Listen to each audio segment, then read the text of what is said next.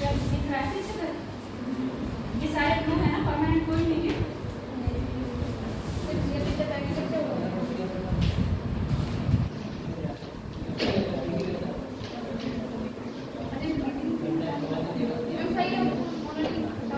हाँ नहीं तो हटा दी, तो वो पुराने कैसे पड़ी वो ले गए। हाँ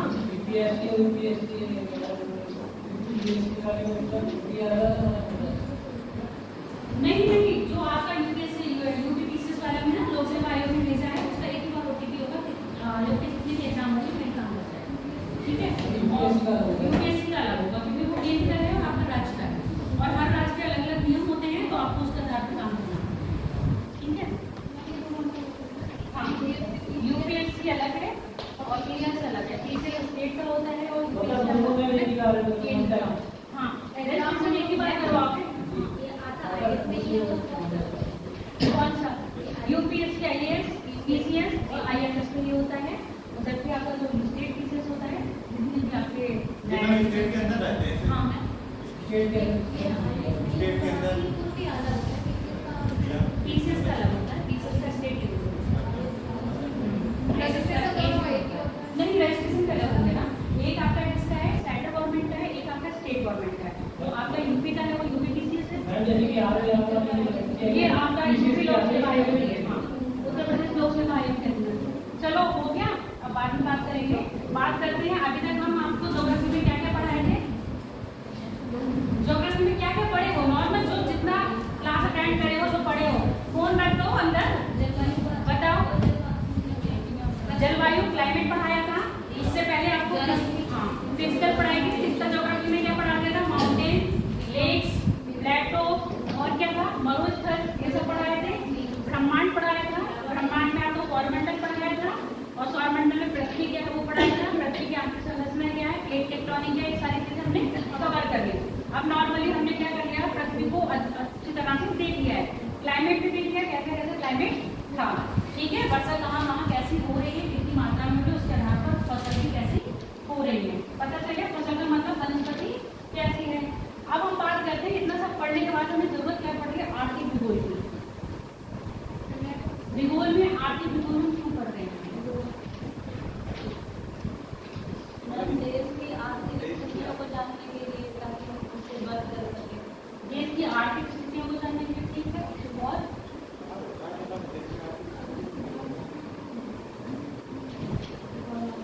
अच्छा, इकोनॉमी क्यों पढ़ रहे हैं हम लोग? नॉर्मल क्या है, इकोनॉमी क्यों पढ़ रहे हैं बताओ। अभी हम भूगोल छोड़ देते हैं, हम इकोनॉमी की बात करते हैं। इकोनॉमी क्यों पढ़ रहे हैं? और इकोनॉमी के अंदर हम पढ़ते क्या है, धन का अर्जन है ना, धन का कैसे वितरण करना है, धन का कैसे संचय करना है, यही सब पढ़ते हैं ना, है ना। असमानता कौन कौन सी है देश के अंदर, यही चीजों का अध्ययन कर रहे हैं ना।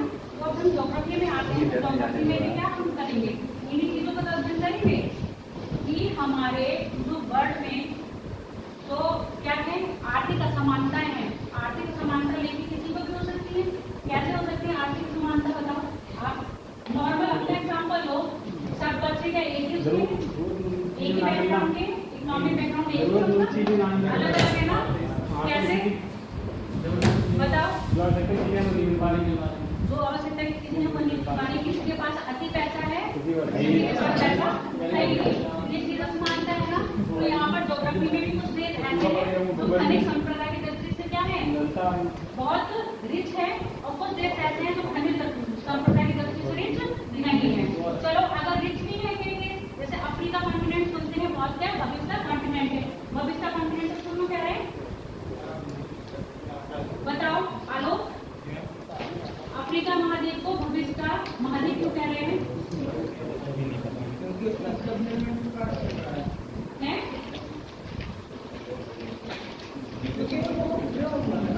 पिछड़ा हुआ तो है, पर हम उसको भविष्य का कह रहे हैं, क्योंकि हाँ आगे कह रहे हैं क्योंकि वहाँ पर जो अभी वो विकास हो रहा है, जो भविष्य में जाती है दूसरों की अपेक्षा में अधिक वहाँ पर रिसोर्स भी है, अधिक रिसोर्स भी है वहाँ पर, तो उसका उपयोग होने लगेगा सही तौर पर, क्योंकि भविष्य का कह रहे हैं।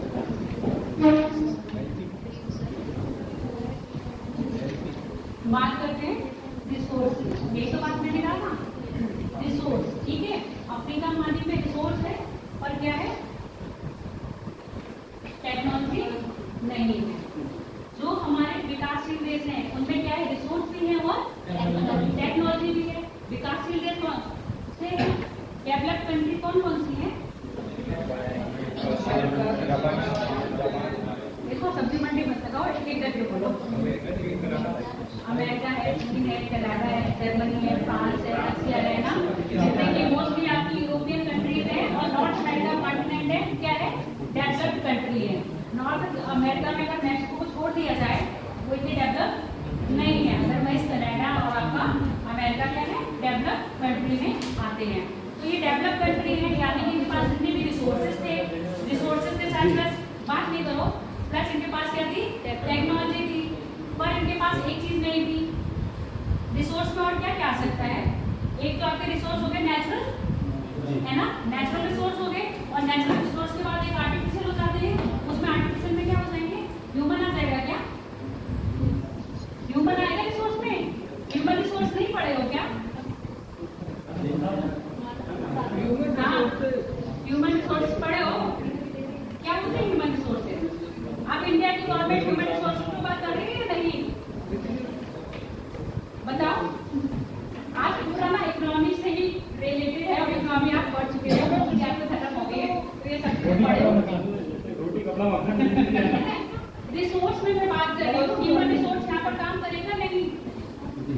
HR भाई रिसोर्स है आपके पास, टेक्नोलॉजी है, उस टेक्नोलॉजी को यूज करने के लिए क्या चाहिए आपको, ह्यूमन चाहिए। कई देश ऐसे जिनके पास पॉपुलेशन क्या है, कम है, अब उनके पास ह्यूमन रिसोर्स तो नहीं है ना, पर रिसोर्सेज भी है और टेक्नोलॉजी भी है। पर ये नहीं है, उनको ये चीज तो चाहिए। ये चीज करने के लिए क्या होता है, ऐसे देश जहाँ पर रिसोर्स भी नहीं है, टेक्नोलॉजी भी नहीं है, यानी कि वेबसाइट बेसिस से क्या हो रहा है, कमजोर हो रहा है। तो कुछ ऐसे माइंड होते हैं, क्या होते हैं, तीव्र बुद्धि वाले लोग ना, तो क्या करते हैं, वो दूसरे कंट्री में जाके चले जाते हैं। जाते हैं कि नहीं? सुनीता विलियम्स का नाम सुना है? कौन है सुनीता विलियम्स? कल्पना चावला का नाम सुना है? अंतरिक्ष यात्री है ना, कहाँ की है ये? भारतीय मूल की थी। भारतीय मूल की थी, एक थी ना, एक है। सुनीता विलियम्स भारतीय मूल की है क्या? नहीं है, भारतीय मूल। अच्छा, भारतीय मूल में और किसी देश का नागरिक होने में फर्क बताओ मुझे पहले। नागरिक मतलब भारतीय नागरिकता मिल जाती है, जैसे हम यहाँ पैदा हुए वहाँ जाके नागरिकता ले यही करके बोलो। हाँ आलोक बोलो। मतलब हम भारत में पैदा हुए और वहाँ जाके हमने उसकी नागरिकता ले ली अमेरिका की, तो हम भारतीय नागरिकता हो जाएंगे अमेरिका के, लेकिन भारतीय मूल के कहलाएंगे। भारतीय मूल के कहलाओगे। अगर आपके बच्चे मान लो आप सिर्फ हो गए हो, पास लो आप सिर्फ हो गए, ठीक है, गवर्नमेंट आप लेते हो। अभी आपने क्या करा है, इंडिया की नागरिकता नहीं छोड़ी है, ठीक है, इंडिया की नागरिकता नहीं छोड़ी है। दूसरा देश आपने कह रहा है आइए हमारे नागरिक बन रहे हैं, पर आप क्या कह रहे हो, अगर हम यहाँ के नागरिक बन गए तो इंडिया में तो वो एकल है ना भारत में, छोड़ दो। अगर आप दूसरे के लिए लोग तो आपको यहाँ की छोड़नी पड़ जाएगी ना। कई लोग ऐसे होते नहीं लेते, बट आप क्या हो गए, विदेश में रह गए हो, अच्छा खासा PR बन गए हो। PR मतलब परमानेंट रेजिडेंट। आप वहाँ के क्या हो गए हो, रेजिडेंट मतलब वहाँ के रुकने वाले स्थानीय हो गए हो, स्थानीय हो गए, पर वहाँ के क्या हो गए, नागरिक नहीं हो। अब आपने वहाँ रह गए, मतलब अपनी फैमिली ले गए, आपके वहाँ पर फैमिली पढ़ाई, बच्चे हो गए। अब जो आपका बच्चा हुआ है वो क्या होगा, वहाँ का नागरिक होगा और भारतीय मूल का होगा। समझ में आ गई? वो बच्चा वहाँ का नागरिक भी होगा, क्योंकि वहाँ वो क्या हुआ है, जन्मा है तो उसके आधार पर वहाँ का नागरिक बन गया। और क्योंकि माता पिता उसके कैसे हैं, भारत के हैं, इसलिए वो भारतीय मूल का हो गया। इतनी बात क्लियर हो गई? कहाँ नागरिक पहुँच रहे हो आप में? तो अब यहाँ पर क्या है, रिसोर्सेज होते हैं ना, तो वहाँ पर HR यानी कि ह्यूमन रिसोर्सेज की कमी थी। नॉर्मली आप देखो, अपने बेटा बात नहीं करो, अपने में जो एग्रीकल्चर है ज्यादा से ज्यादा डिपेंडेंसी किस पर है, ह्यूमन पर है। टेक्नोलॉजी तो हमारी इतनी नहीं है। अगर हम खेती की जुताई भी कर रहे हैं किससे कर रहे हैं, ऐसा तो मुझे लग रहा है अब आए 10-15 साल से। इससे पहले क्या होता था आपके, मतलब जो बड़ी बड़ी गाड़ियां होती है, थ्रेशर नहीं कहते, क्या कहते हो, थ्रेशर तो छोटे वाले होते हैं, तो ट्रक के पीछे लगा के जोते जाते थे खेत। हाँ बोलो क्या कह रहे थे, घर में तक कंबाइन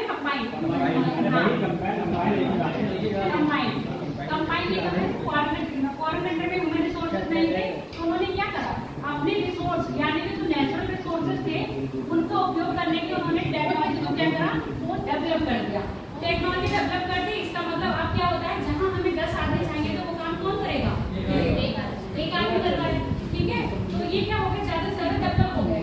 अब यहाँ पर हमारे पास क्या है, टेक्नोलॉजी नहीं है, रिसोर्सेज है, भारत में रिसोर्सेज है, टेक्नोलॉजी नहीं है, पर क्या है हमारे पास HR है।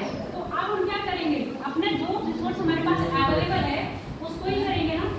HR के लिए तो क्या ह्यूमन रिसोर्सेज को हम क्या कर रहे हैं, बढ़ावा दे रहे हैं। अब ह्यूमन रिसोर्सेज को बढ़ावा कैसे देंगे, बताओ। आप ह्यूमन रिसोर्सेज हो, मैं भी ह्यूमन रिसोर्सेज हूँ, दे रहे हैं ना, तो आपके क्या इस पे डेवलप करेंगे कि नहीं, इस पे डेवलपमेंट होगा, ह्यूमन पे काम करेंगे। ऐसा करेंगे, देखो पहले ह्यूमन पे काम नहीं होता था। जब आपका देश आजाद हुआ तो भारत में कृषि क्या थी, बिल्कुल अपनी मरी हुई अवस्था में थी। ये आप सब पढ़ चुके हो, ये मुझे पता है, पर आप जवाब नहीं देना चाहते हो, ये बात अलग है। क्योंकि आज क्या है, पूरा हमारा टॉपिक ये पीछे चल रहा है। तो कृषि क्या थी, मरी अवस्था में थी, तो हमने धीरे धीरे देखा कि कृषि को कैसे उन्नत करेंगे, है ना। उसके लिए हमने क्या करी, बहुत उद्देश्य परियोजनाएं चलाई। ठीक है, साथ ही साथ टेक्नोलॉजी को बढ़ावा देने के लिए हमने इस्पात के कारखाने भी लगाए। ये सब चीजें हमने करी, तो हमने क्या करा, टेक्नोलॉजी को भी अपनाया, और टेक्नोलॉजी को हमने क्या किसी दूसरे देश की हेल्प से लिया, और अपने यहाँ जो ह्यूमन रिसोर्सेज था उसको क्या करा, उसके स्किल्स भी क्या करा, वर्क करा, ताकि वो ये टेक्नोलॉजी सीख पाए। अब आपने LPG का नाम सुना होगा, क्या है ये LPG, लिक्विड गैस नहीं है ये। LPG क्या है बताओ, लिबरलाइजेशन और प्राइवेटाइजेशन। कब आया था LPG फॉर्म, 1991 में। मनमोहन क्या थे इस समय आपके, डॉक्टर मनमोहन सिंह क्या थे इस समय, प्रधानमंत्री, वित्त मंत्री। हाँ, और किसकी सरकार थी, नरसिम्हा राव। LPG आने से क्या हो गया, हमारे देश में क्या हो गया, टेक्नोलॉजी आई। पहले क्या थी, भारत की व्यवस्था कैसे तक व्यवस्था बंद थी, फिर क्या हो गई, ओपन होने मतलब LPG आया। LPG आया तो हमारे साथ में ये सब चीजें आई। अब रिसोर्सेज की हम बात कर रहे हैं, रिसोर्सेज में कौन से हो सकते हैं हमारे,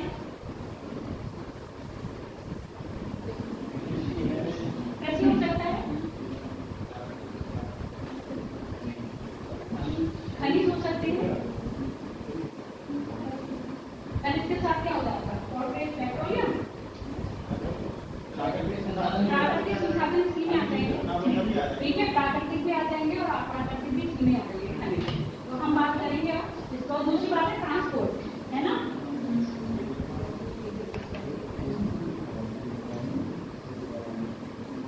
आर्थिक भूगोल में जो हमारे मेन टॉपिक रहेंगे, कृषि, खनिज और ट्रांसपोर्ट। ट्रांसपोर्ट कितने प्रकार के हैं, 2 प्रकार के हैं, बहुत प्रकार के, कितने बहुत प्रकार के हैं बताओ। सी पोर्ट है, अरे बेटा ऐसे थोड़ा सा मुझे अच्छी तरह बताओ, पार्टीशन कैसे कर रहे हैं, लैंड, एयर, सी पोर्ट, वाटर कर रहे हैं ना। लैंड को हम 2 तरह से कर रहे हैं, रेल और रोड। ये सब पढ़े हो, पर आप लोग जवाब देना नहीं जानते हो। अब इसमें कौन सी दिक्कत है, आज ये सोचो तो आज ये शुरू कर रहे हैं हम टॉपिक, पूरा इकोनॉमिक्स पढ़ो, ठीक है। एयर में क्या होगा, एयर में सिर्फ हमारा एक ट्रेन है, एक ही मार्ग है एयरपोर्ट का। वाटर में क्या होगा, इंटरनल और एक्सटर्नल। इंटरनल में क्या आ जाएगा आपका, जो नाव द्वारा व्यापार किया जाता है। एक्सटर्नल में क्या आ जाएगा, तो हमारे बड़े धातु द्वारा व्यापार किया जाता है। ठीक, खनिज में कौन से आते हैं हमारे, जो हमारे मिनरल्स होंगे। कितने प्रकार के मिनरल्स होते हैं बताओ, इस मिनरल्स, खनिज, खनिज बताओ।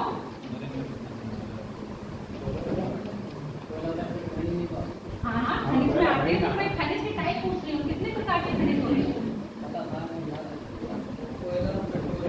एक कह रहे हैं 2, और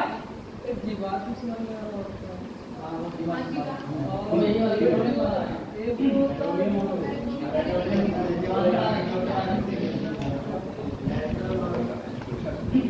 हमारे मिनरल्स यानी खनिज है, आगे मैं चैप्टर का थोड़ा सा ओवरव्यू दे रही हूँ, ठीक है, पढ़ा नहीं रही हूँ।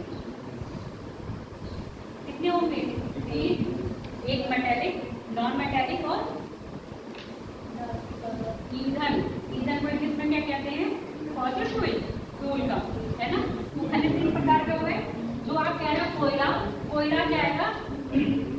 अधात्विक में आएगा।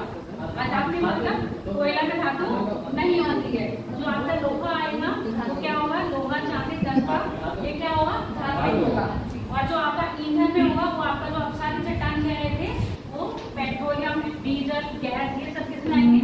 इसमें आएंगे। तो आपके खनिज रिसोर्सेज में आ गया, ट्रांसपोर्ट पढ़ लिया। अब हम बात करते हैं, आज का हमारा जो टॉपिक है वो क्या है? कृषि। आज का हमारा जो टॉपिक है कृषि है। और क्या ज्योग्राफी पढ़ रहे हो? ये कहाँ पढ़ रहे हो आप? हमारे ये मैंने, तुम तो बाहर पेड़ के नीचे खड़े थे, तुम्हें कैसे पता चलेगा कहाँ से स्टार्ट होगा, है ना। अब सुन लो मेरी बात। आर्थिक भूगोल है, आर्थिक की मैंने बात बताई। अब हम भूगोल में क्यों पढ़ रहे हैं? क्योंकि ये भी मैंने स्टार्ट करा था, हर देश के पास क्या है? असमानताएं हैं। जैसे अभी मैंने बात करी, आप लोग हो, आपका बैकग्राउंड सेम नहीं है, किसी का भी बैकग्राउंड सेम नहीं है। जब यहाँ पर आप लोगों का खुद का बैकग्राउंड सेम नहीं है, जबकि एक कंट्री में रह रहे हो, यहाँ पर तो हम वर्ल्ड में बहुत सारी कंट्रीज की बात कर रहे हैं, तो उनका बैकग्राउंड क्या सेम होगा? किसी के पास ह्यूमन रिसोर्सेज ज्यादा होंगे, किसी के पास टेक्नोलॉजी ज्यादा होगी, किसी के पास रिसोर्सेज तो होंगे, ना ह्यूमन रिसोर्स होगा ना टेक्नोलॉजी होगी। इसका एग्जाम्पल मैंने क्या दिया था? अफ्रीका महाद्वीप को हम क्या कह रहे हैं? भविष्य महाद्वीप कह रहे हैं, क्योंकि उसके पास रिसोर्सेज तो है, ना ही उसके पास इतनी टेक्नोलॉजी है, ना ही इतना ह्यूमन है। अगर ह्यूमन इतना है भी तो उसको इतनी टेक्नोलॉजी की नॉलेज नहीं है, क्योंकि उस कंट्री के पास अभी इतना डेवलपमेंट यानी कि इतना पैसा नहीं है, इतना एडवांस नहीं हुए हैं कि अपने ह्यूमन रिसोर्सेज को क्या कर पाएंगे? वो स्किल दे पाएंगे। समझ में आ गया? अगर किसी देश की वृद्धि करनी है तो सबसे पहले किस पर ध्यान देना होगा? ह्यूमन रिसोर्सेज पर। ह्यूमन रिसोर्सेज पर ध्यान दोगे तो अपने आप की टेक्नोलॉजी हो जाएगी। रिसोर्स का सब क्या दोहन कहते हैं ना, रिसोर्स का दोहन अपने आप से होने लगेगा। हाँ, देश की क्या होगी? देश की आर्थिक स्थिति में सुधार आएगा। इसीलिए हम पढ़ रहे हैं आर्थिक भूगोल। आगे क्लियर होगी बात? आज का टॉपिक थोड़ा इंटरेस्टेड है, लगा इंटरेस्टेड? नहीं लगा? ऐसा नहीं होता है। देखो अपनी लाइफ क्या होती है, ऐसे जीवन में अपनी लाइफ चलती है, ऐसे चलती है ना, उतार चढ़ाव आते हैं। कभी हमारे जिंदगी में बहुत खुशी के दिन होते हैं, कभी हमारे जिंदगी में बहुत दुख के दिन होते हैं, पर हम जीते क्या होते हैं? सब जीते हैं ना। ये तो नहीं है कि दुख आए तो जीवन क्या करेंगे, हमने खत्म कर दिया, ऐसा तो नहीं होता है ना। तो ऐसे क्या होता है, जितनी देर आप ज्योग्राफी पढ़ रहे थे, कुछ चैप्टर ऐसे थे कि आपको बहुत अच्छे लगे, कुछ चैप्टर ऐसे थे कि आपको बोर लगे। जो अच्छे लगे वो तो आपने बहुत मन से पढ़े, जो बोर लगे उसमें आप छोड़ के चले गए, नींद आने लगी।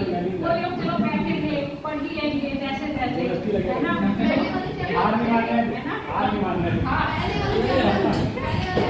कई बच्चे ऐसे थे कि हार नहीं मान रहे थे, सही है, वो बच्चे हार नहीं मान रहे थे।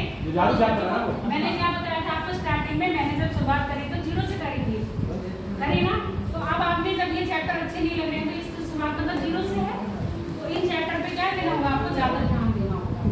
अधिकतर क्या होता है, हम दुख के दिन भूलना चाहते हैं और खुशी के दिन याद रखना चाहते हैं, जबकि इसके अपोजिट करना चाहिए। दुख के दिन हमेशा याद रखने चाहिए और खुशी के दिन भूलने चाहिए, क्योंकि ये दुखी के दिन होंगे जो आपको आगे बढ़ने में क्या होंगे? मोटिवेट करेंगे। पानी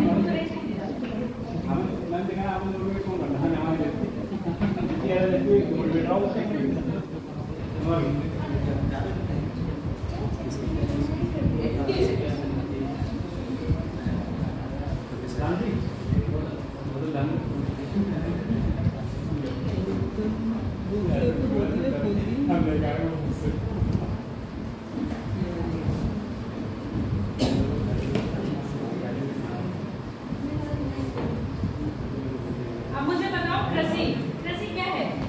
एग्रीकल्चर क्या है? एग्रीकल्चर जावेद बताइए। बताओ भाई, कृषि के विज्ञान है।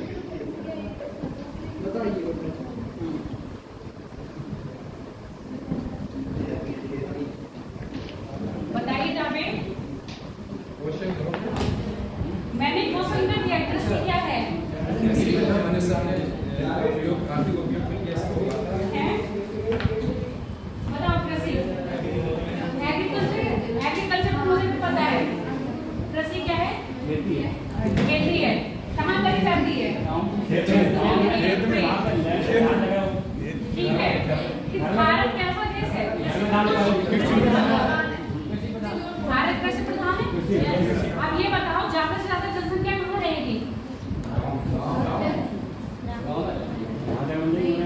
भारत में नहीं पूछ रही हूँ, ज्यादा से ज्यादा जनसंख्या विश्व की कहाँ रह सकती है? मैं भारत की बात नहीं कर रही हूँ, वर्ल्ड की बात कर रही हूँ। धरती पर तो रह ही रहे हैं, अब आसमान और पदार्थ में ही जाएंगे ना। कहने का मतलब है, आप देखो, सुन लो मेरी बात, बीहड़ जंगल में रहोगे क्या जाके आप लोग? कहाँ रहोगे? जहाँ कृषि योग्य भूमि है, रहोगे ना वहीं पर। तो देश में टोटल विश्व के 15 देश ऐसे हैं, ऐसे जहाँ पर क्या है, कृषि योग्य भूमि है। अब जब कृषि योग्य भूमि किन्हीं देशों में है, तो ज्यादा से ज्यादा जनसंख्या कहाँ पास कर रही होगी? लगभग देश की 55% ऐसी जनसंख्या है जो क्या है, इन्हीं देशों में रहने की किससे जुड़ी हुई है? ग्रामीण क्षेत्र से जुड़ी हुई है। और ये ग्रामीण क्षेत्र से कौन से वाले देश ज्यादा जुड़े होंगे? जहाँ पर टेक्नोलॉजी ज्यादा होगी या टेक्नोलॉजी कम होगी? विकसित होंगे या विकासशील देश होंगे? विकासशील देश ज्यादा कृषि से जुड़े होंगे। लगभग कितने? 15 देश नहीं मैं बोल रही हूँ, मैं ये कह रही हूँ 15 देश ऐसे हैं जहाँ पर ज्यादा कृषि लायक भूमि है। भूमि तो आप लोगों ने बहुत जगह पढ़ी। अब सहारा में ये कृषि लायक भूमि थी, टुंड्रा प्रदेश में कृषि लायक भूमि थी, नहीं थी? सहारा में थी? मगर कृषि लायक भूमि तो नहीं है ना। जब कृषि लायक भूमि नहीं है तो वहाँ पर लोग कैसे रह लेंगे? रह लेंगे ना। नॉर्मल आप वहाँ रहोगे ना जहाँ आपको सारी सुविधाएं मिल रही है। जहाँ सुविधाएं नहीं वहाँ कैसे रहोगे? ना मरुस्थल में रह सकते हो, ना जंगलों में रह सकते हो। कहाँ रहोगे? जहाँ पर कृषि योग्य भूमि है। सबसे ज्यादा कृषि योग्य भूमि की बात करें, यानी कि भूमि या कौन क्षेत्र होता है, कौन से क्षेत्र में सबसे ज्यादा कृषि हो सकती है? सबसे ज्यादा मैदानी है। मैदानी के बाद बेटा जलवायु पर थोड़ा सा आ दो। हाँ, यहाँ की जलवायु कैसी होगी? आर्द्र होगी ना, नमी युक्त होगी, ठीक है? यानी कि मानसूनी टाइप, क्योंकि हम लोग क्या करते हैं, और ये मानसूनी जलवायु कहाँ मिल रही है बेटा? ये मानसूनी जलवायु कहाँ मिल रही है? जलवायु पढ़ाए हैं हम, इसीलिए हम ये वाला टॉपिक लिए हैं। नहीं तो कल हमको क्या कहेंगे, क्यों पढ़ाएंगे? जनजाति पढ़ाएंगे। हमने कहा टॉपिक रिलेटेड है तो पहले ये वाला खत्म। मानसूनी कहाँ है? मानसूनी जलवायु तुम लोगों को इतनी भूख लग रही है ना, ये भूख यहाँ दे दो, पेट को मत दो। कहाँ है ये मानसूनी जलवायु? अरे ये रक्षा क्षेत्र में पाई जा रही है ना? बात नहीं करो कमजोरी। अधिकतर क्या है? एशिया में भूमि और भूमि का मतलब खेती और भूमि अधिकतर कहाँ मिल रही है? एशिया में। अगर हम बात करें नॉर्थ अमेरिका और अफ्रीका को, कॉन्टिनेंट को मिला के सिर्फ 10% भूमि ऐसी है जो क्या है? कृषि योग्य है। कहाँ को?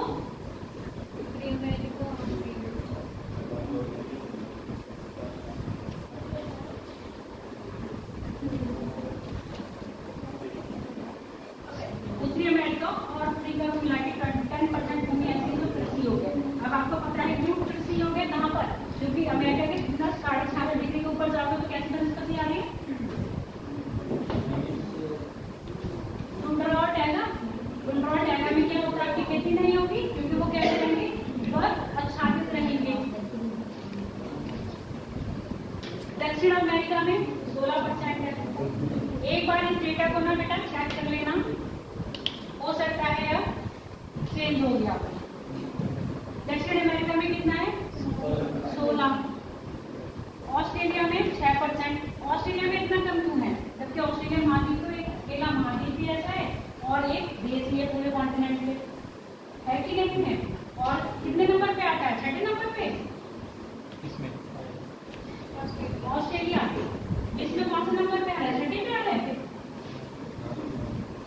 क्षेत्रफल की दृष्टि से 6ठे पर आ रहा है ना। अब क्षेत्रफल की दृष्टि से 6ठे पर आ रहा है और सिर्फ 6% क्या है उसका कृषि योग्य भूमि है। कारण क्या है? क्योंकि वहाँ का मरुस्थलीय क्षेत्र जितना भी पश्चिम अमेरिका, पश्चिम ऑस्ट्रेलिया है कैसा पूरा मरुस्थलीय है, जितना पूर्वी ऑस्ट्रेलिया है क्या है आपका खाद्यान्न और भूमि लायक है, यानी कि कृषि हो सकती रहती है। तो जब पश्चिमी में क्या है, मरुस्थल है, तो ज्यादा से ज्यादा जनसंख्या कहाँ रहती होगी, पूरब में। ऐसे आप नॉर्थ रसिया का ले लो, रसिया के पूर्व में ज्यादा विकसित है या पश्चिमी रसिया ज्यादा विकसित है,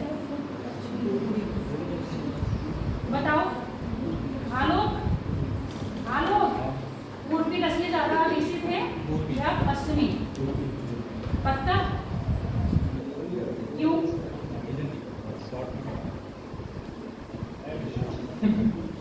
एक आप बताइए, पूर्वी रसिया ज्यादा विकसित है, पश्चिमी रसिया ज्यादा?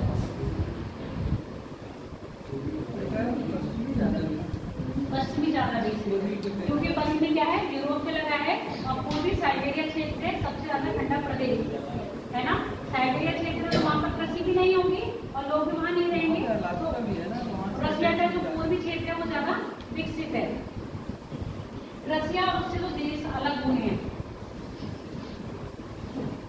रसिया के देश अलग हुए ना, स्वतंत्र राज्य कौन से हैं, स्वतंत्र राज्य? यूक्रेन अलग हुआ था क्या रसिया से? यूक्रेन रसिया से अलग हुआ था, तजाकिस्तान अलग हुआ था, तजाकिस्तान अलग हुआ था, उज़्बेकिस्तान अलग हुआ था क्या रसिया से? कितने देश अलग हुए थे रसिया से? सोवियत संघ से, यूएसएसआर से। इसका डेटा भी चेक करना पड़ेगा, डेटा वाइज फैक्ट याद नहीं ले जाती है, फैक्ट याद नहीं ले जाती डेटा। हाँ, नहीं नहीं, मैं ये नहीं पूछ रही हूँ, मैं ये पूछ रही हूँ कितने देश थे जो रसिया से अलग हुए थे? 15 देश है, 15 देश है। फैक्ट याद नहीं रहते हैं और जब और यूपीएससी फैक्ट ही पूछता है, फैक्ट ही पूछता है। हाँ ठीक, इतनी बात क्लियर हो गई। क्या है, मानसूनी बट खेती कहाँ हो रही है आगे, अधिकतर एशिया में हो रही है। उत्तरी अमेरिका और अफ्रीका का 10% लोग क्या है, यहाँ पे भूमि है, 10% भूमि है, जबकि दक्षिण अफ्रीका में क्या है 16% है, रसिया में कितनी है, अब इसका परसेंट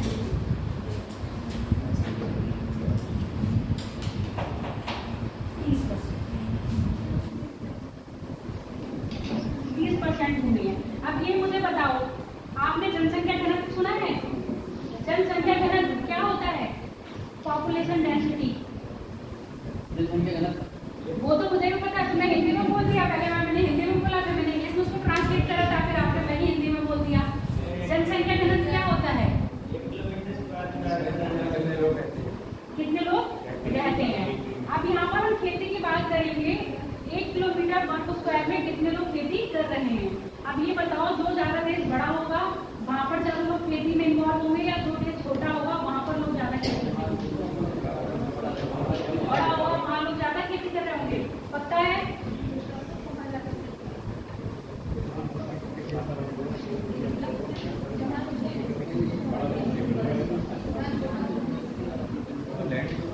लैंड के ऊपर डिपेंड होता है ना। आप इसको ऐसे समझो, एक पिता के 10 बच्चे, एक पिता है उनके 10 बच्चे हैं, पिताजी के पास बस कितनी है, 5 बीघा जमीन है, ठीक है। एक दूसरे पिता है जिनके पास बस एक ही बच्चा है या 2 बच्चे मान लो, उनके पास है 10 बीघा जमीन। बात मौज की नहीं है, सुनते जाओ। एक पिताजी है जिनके पास 10 बीघा जमीन है और उनके पास बच्चे 5 है, तो अब बंटवारा हुआ तो बच्चे कितने आएंगे, मतलब जमीन कितनी, 2 बीघा पड़ी, यहाँ पर 2 ही बच्चे हैं तो कितनी पड़ी, 5 बीघा है। तो आप ठीक यहाँ पर बात करते हैं, जिस देश की क्षेत्रफल ज्यादा होगा, पॉपुलेशन कम होगी, वहाँ पर कृषि में जो घनत्व होगा वो क्या होगा, कम होगा। समझ में आ गई? और जिस देश का क्षेत्रफल क्या है, छोटा होगा और पॉपुलेशन ज्यादा है, खेती से लोग ज्यादा क्या है, जुड़े हुए हैं, तो वहाँ पर डेंसिटी ज्यादा होगी। समझ में आ गई बात या नहीं? इससे तो समझ में आ ही जानी चाहिए थी। आगे लड़कों को तो कॉस्टली, लड़कियों की प्रॉपर्टी से कोई मतलब नहीं है। अब यहाँ बात करते हैं, जो आपका मालदीव देश है, सबसे छोटा देश है? सबसे छोटा है। तो मालदीव देश में सबसे ज्यादा क्या है, कृषि की जनसंख्या घनत्व है, यानी कि क्योंकि वो कैसा है, टेक्नोलॉजी तो नहीं है, विकसित देश तो नहीं है, विकासशील देश है। जब विकासशील देश है तो ज्यादा जनसंख्या किसमें इन्वॉल्व होगी, कृषि में होगी। कृषि में इन्वॉल्व होगी तो जाहिर सी बात है वहाँ पर लोगों का डिपेंडेंसी कृषि पर है, तो ज्यादा लोग क्षेत्र है, तो इतने क्षेत्र में कितने लोग होंगे? लगभग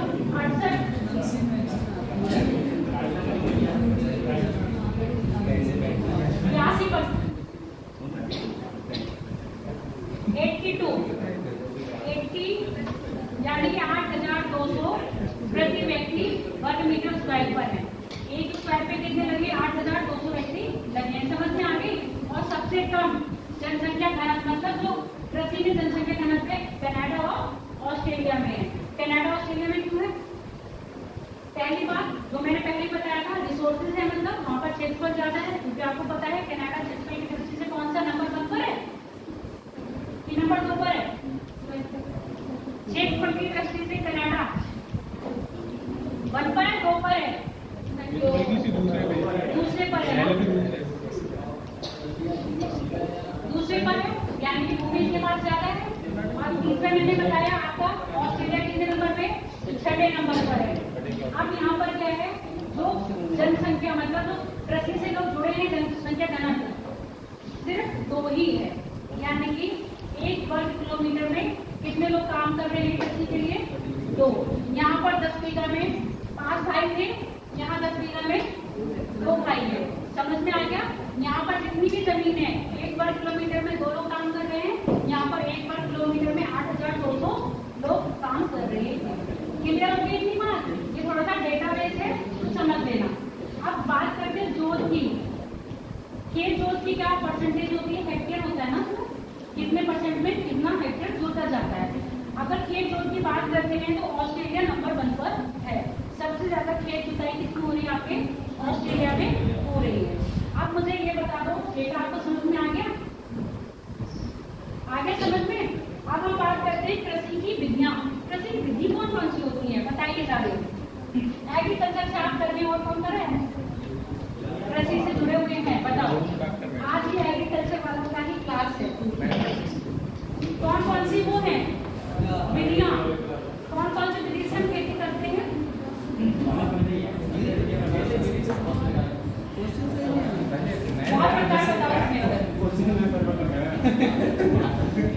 क्वेश्चन में परिवर्तन नहीं करेंगे।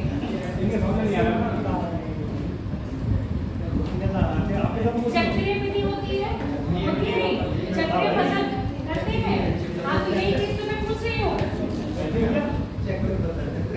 चक्रीय फसल होती है, द्विवार्षिक फसल होती है, सिंगल में होती है कि नहीं?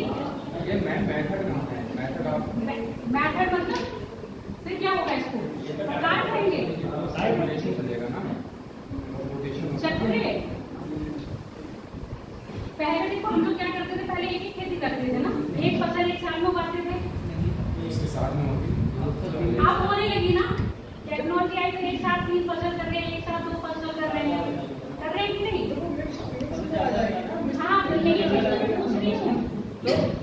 वो चक्रीय में होता है कि एक फसल के बाद दूसरी फसल लगाते हैं, चक्रीय में, लेकिन एक साथ कई फसलों एक साथ एक फसल लगाना वो मिश्रित खेती हो जाएगी। हाँ, हो जाएगी ना।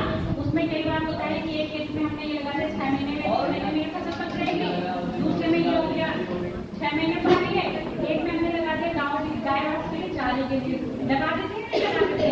गाय भैंस के चारे के लिए लगाते हैं जमीन में। ये चीज है। एक होता है कभी हम ऐसी फसल उगा देते हैं नॉर्मल। पहले क्या होता था, ऐसी फसल उगा दी कि क्या है, जमीन की उर्वरता खत्म हो गई, हो जाती है, जमीन की उर्वरता खत्म हो गई तो उसको 1-2 साल के छोड़ देते हैं, फिर उर्वरता बढ़ जाती है। अब ऐसा नहीं करते हैं तो हम क्या कर रहे हैं, उसके लिए हम दूसरी फसल लगा देते हैं, जिसको हम कह रहे हैं चक्रीय फसल। एक फसल हमने काटी, फसल काट दी, काटने के बाद दूसरी फसल ऐसी लगा दी तो क्या होगा, भूमि की उर्वरता को बरकरार रखे। ठीक है। उसके बाद हम आते हैं मिश्रित फसल पर। एक ही सीजन में हमने क्या कर लिया, 3-4 फसल लगा दी, तो वो क्या होगा, हमारा पानी की उपलब्धता भी देखी जाएगी इसमें और जलवायु भी देखी जाएगी, क्योंकि एग्रीकल्चर के लिए क्या चाहिए होता है? क्लाइमेट के साथ आपकी हाँ, यानी कि इरिगेशन यानी सिंचाई के साधन क्या है? कुछ जलवायु ऐसी है जहाँ पर क्या होता है, अधिकतर वर्षा होती रहती है, पानी की हमें कमी नहीं होती है, तो वहाँ हम लगा सकते हैं। कुछ जगह ऐसी होती है जहाँ पर बरसात, मान लो बरसात का टाइम आया, अभी हम लोग क्या करते हैं, जायद की फसल भी लगाते हैं, रबी की लगाते हैं, बात नहीं करो,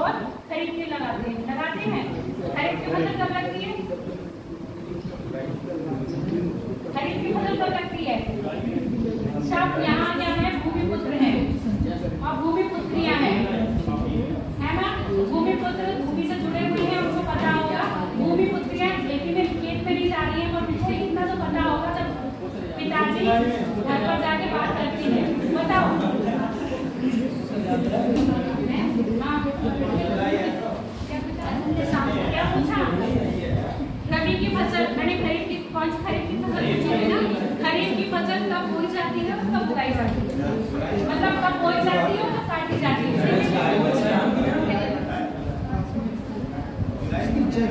रबी और रबी की खरीफ की नहीं जुलाई में, जुलाई में नहीं होगा, अक्टूबर में रबी की होती है, जुलाई में जुलाई चाहे धान कौन सी फसल का है, खरीफ है ना, तब जुलाई जब मानसून आता है तब बोया जाता है, उससे स्टार्ट कर देते हैं, उसके टेम्परेचर 27 सेंटीग्रेड चाहिए होता है ना, हो जाता है 25-26 में धान के लिए।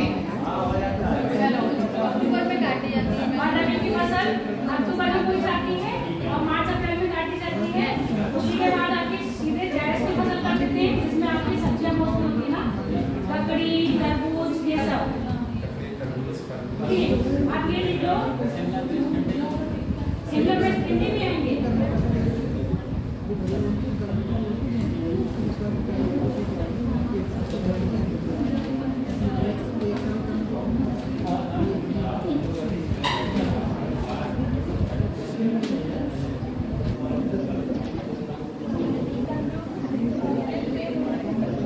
पहली विधि है पढ़ती विधि, फॉलो एग्रीकल्चर, समझते जाना।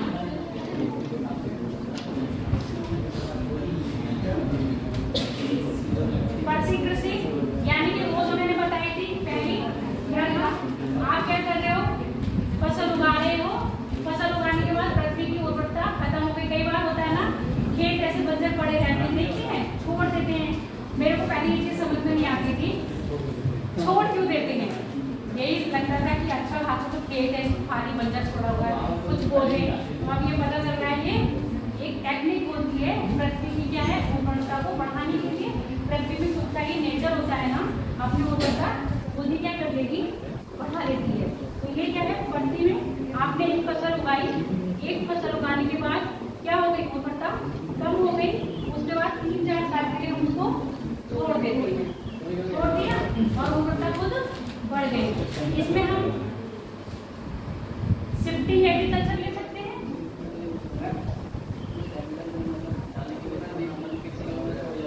हाँ, उर्वरता कम हो जाती है, फर्टिलाइजर ज़्यादा डालेंगे, इसलिए हम फर्टिलाइजर को क्या कर रहे हैं, अवॉइड करके किस पर आ रहे हैं, जैविक खेती पर।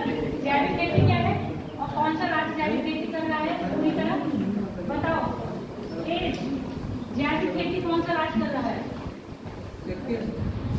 सिक्किम पहला राज्य है। तो पूर्णतः क्या हो गया, जैविक खेती पर आधारित हो गया है, ठीक है।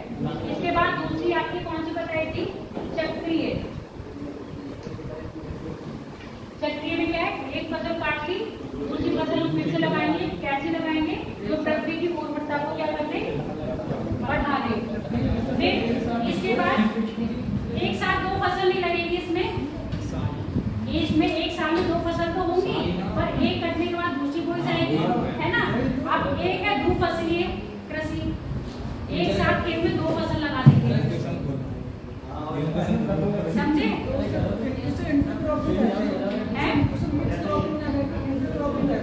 इंटरक्रॉपिंग, जिसमें 2 फसल लगाएंगे, मतलब एक फसल के बीच में एक फसल दूसरी फसल लेना, तो उसे इंटरक्रॉपिंग कहते हैं। जैसे गन्ने की फसल ली है एक साल में, उसके बीच में अगर कोई भी एक फसल लेते हैं तो इंटरक्रॉपिंग कहते हैं। अरे क्या हो गया,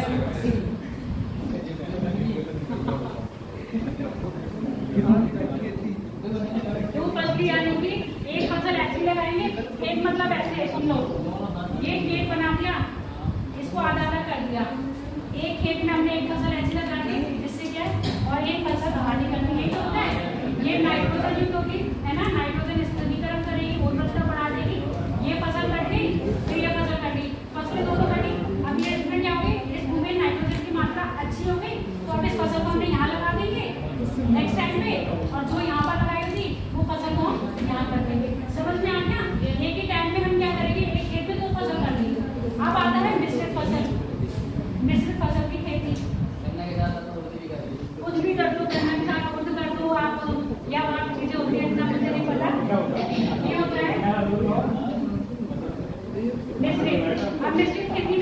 है, एक में आपने खाद्यान्न कर दिया, शांत रहो।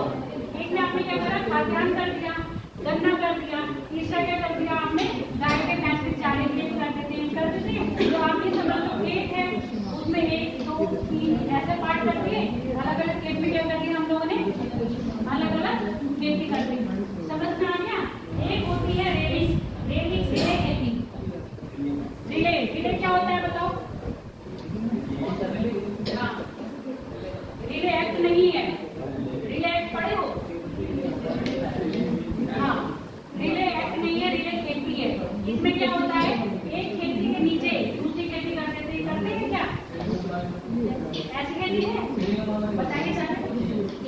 एक खेती हो रही है, उसके नीचे हम दूसरी खेती करते रहे। हाँ, हो रही है, कौन सी हो रही है? गेहूं के साथ हम सरसों, लाई बो देते हैं, चने के साथ हम बो देते हैं, है ना? तो ये खेती किसमें आ रही है आपकी? रिले खेती में आ रही है। समझ में आ गई खेती के प्रकार समझ में आ गए? अब हम बात करते हैं खेती के, मतलब ये खेती की जो विधियां हैं, नॉर्मली हम क्या कर रहे हैं, किस किस तरह से खेती कर सकते हैं एक सीजन में, एक वर्ष में हम किसी तरह से फसलें उगा सकते हैं। तो ये है ना कि नॉर्मल क्या होता था, पहले लोगों को ज्ञान नहीं था, तो एक ही बार में क्या कर रहे हैं, खेती कर रहे हैं, फिर उसको काट दे रहे हैं। अब 3-4 महीने आदमी क्या बैठ रहा है, फ्री बैठ रहा है, तो क्या कर रहा है, दूसरे कामों में लग गया है, क्योंकि उसकी खेती क्या हो गई है। तो ऐसे क्या हो रहा था, कहीं ना कहीं वो क्या अकाल की स्थिति पड़ रही थी। अकाल की स्थिति कब पड़ेगी, जब आपके पास पहली बार, जब मैंने कहा जब भारत आजाद हुआ था तो हमारी कृषि अर्थव्यवस्था कैसी थी, टूटी हुई थी ना। तो उसको क्या करना था, इतना नॉलेज नहीं थी। बात नहीं करो बेटा, बिल मिलाने के बाद आ रहे हैं आप लोगों की। उसकी खेती कैसी थी, अधिकतर क्या होता था, अकाल पड़ता था। अकाल कब पड़ा है, एक बार अकाल पड़ा है, कब पड़ा था, 1965 में, तभी हरित क्रांति आई थी। 1966 में हरित क्रांति कौन लेके आए थे भारत में, स्वामीनाथन। वर्ल्ड में कौन आए थे, कहाँ से लाए थे नॉर्मल बोरान, अमेरिका से, मैक्सिको से। हरित क्रांति है ना। तो हरित क्रांति जब आई, तो हरित क्रांति में क्या हुआ, हमने बहुउद्देशीय परियोजना यानी नहरें चलाई गई, नहर से सिंचाई करना। पहले क्या होता था, हम डिपेंड किस पे थे, वर्षा। मूवी देखी नहीं है, लगान, देखी है ना, मेघा है, मेघा फिर आगे चले जाते हैं। इसकी डिपेंडेंसी किस होती थी, बारिश पर। मेघा मतलब बादल आ रहे हैं। तो इसमें क्या होता था, बारिश हो रही है तो फसल अच्छी हो रही है, बारिश नहीं हो रही तो फसल बेकार। पोटाल आ रहा है, तो उससे क्या हो गया, हमारे हरित क्रांति आई। कौन लाए थे, स्वामीनाथन। हरित क्रांति से धीरे धीरे क्या हो गया, हम टेक्नोलॉजी की ओर बढ़े, टेक्नोलॉजी की ओर बढ़ रहे हैं। तो हमने क्या करा, एक साल में हमने क्या करा, 2 फसल करना शुरू कर दी, क्योंकि अब हमारे पास क्या नहरें आ गई, पानी की उपलब्धता हो गई। बरसात के टाइम पे हमने वर्षा से, और जब वर्षा नहीं है तो हमने सिंचाई के साधन नहरों से अपना पानी लिया। उसके बाद हमने थोड़ा सा और क्या करी, अब हम एक ही खेत में क्या कर सकते हैं, 2 फसल एक साथ कर सकते हैं। फिर हमने थोड़ा सा और क्या हुआ, इम्प्रूवमेंट हुआ। उसके बाद हमने करा, उसके बाद हम कर सकते हैं रिले में ये भी तो आ सकता है। देखो हम लोग क्या करते हैं, पेड़ लगा देते हैं, पेड़ को आम के पेड़ लगाते हैं, यूकेलिप्टस का पेड़ लगाते हैं, और किसके और पेड़, साल के, सागौन, है ना, ये सब पेड़ लगा देते हैं। और नीचे क्या कर रहे होते हैं, हम खेती कर रहे होते हैं। पेड़ पे हमने क्या, हमारी पेड़ भी बची रहती है, वही हमारी पेड़ काट के हमारे खेत में नहीं आता है, वो भी हो जाती है। तो क्या है, हाँ, जब आप ये पेड़ काट ले रहे हैं, बढ़ जाते हैं, काटते हैं, तो क्या है, उद्योग में जाते हैं ना, तो आपसे क्या आर्थिक इनकम होती है। तो ये क्या है, ये खेती में ये चीज नहीं आ जाएगी। एक तरफ आपने पेड़ लगा दिया, उसके नीचे क्या कर दिया आपने, फसल कर दी, आ गया। इतनी बात क्लियर हो गई। तो ये सब तब आया हमारे पास, जब हमारे पास टेक्नोलॉजी आ गई। जब हमारे पास टेक्नोलॉजी आ गई, और टेक्नोलॉजी आने के बाद जिसको हमने क्या करा, इसके डेवलप करी, जिसके बाद मानव के बाद, जहाँ हम अभी एक खेती कर रहे थे, हम कितनी तरह की कर सकते हैं, एक साल में 4 से 5 तरह की कर रहे हैं। और क्या होगा, इससे तो हमारे अकाल की दृष्टि होती है, अकाल। अब अकाल भी नहीं बढ़ रहा है, अब क्या भूखमरी पड़ी है, नहीं पड़ी है ना। अब लोगों के पास इनका गला ये है देखो, भारत के पास अभी भी स्टोरेज में इतना अमाउंट में क्या है कि अगर वो 15 साल तक आराम से अपनी पॉपुलेशन को खिला सकते हैं। समझ में आ गया? कोई ऐसा नहीं है कि बुरी क्वालिटी का है, अच्छी क्वालिटी का गल्ला क्या रखा है, अनाज रखा है स्टोरेज में। अब हम बात करते हैं आपकी फसल के टाइप की। हैविंग ये लिख लिए हो, क्या लिख रही हो? लिख लिया, बस समझ लिया।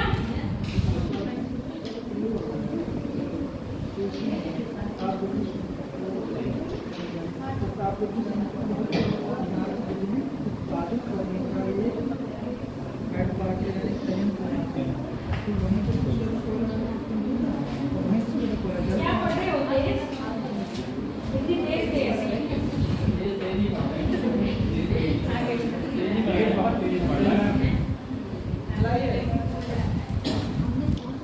पहले हम बात करते हैं धूम खेती की। धूम खेती धूम क्या होती है?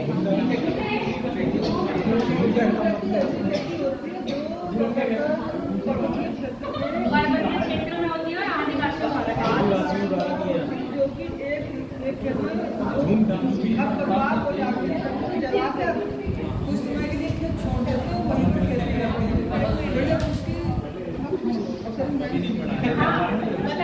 अरे शांत हो जाओ, तेज बता रहे सुन लो। जो तेज बता रही यही चीज तुम्हें रिपीट करूंगी। बताओ, मैं बता दिया मैंने मैंने सुना, फिर से बताइए आप। वो कह रहे मेरा पहले टाइम तो हो जाएगा अपनी आगे बढ़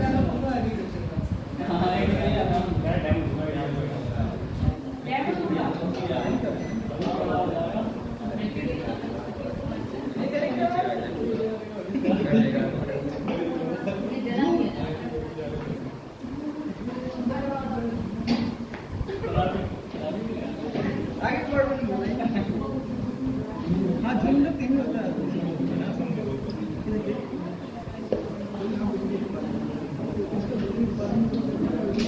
धूम खेती नाम सुने हैं? धूम खेती का गुरु बताइए पीछे। धूम खेती क्या होती है? मैंने कहा धूम धूम के होती है। ये वाले कहीं भी हो सकती। हाँ, पेड़ों को काट कर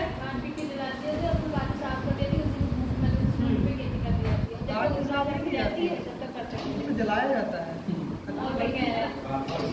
दोनों तरह से है, दोनों तरह से। देखो मेरी बात सुनो, जब पहले हमारे आदिवासी लोग थे ना, मेनली ऐसी खेती कौन कर रहे थे?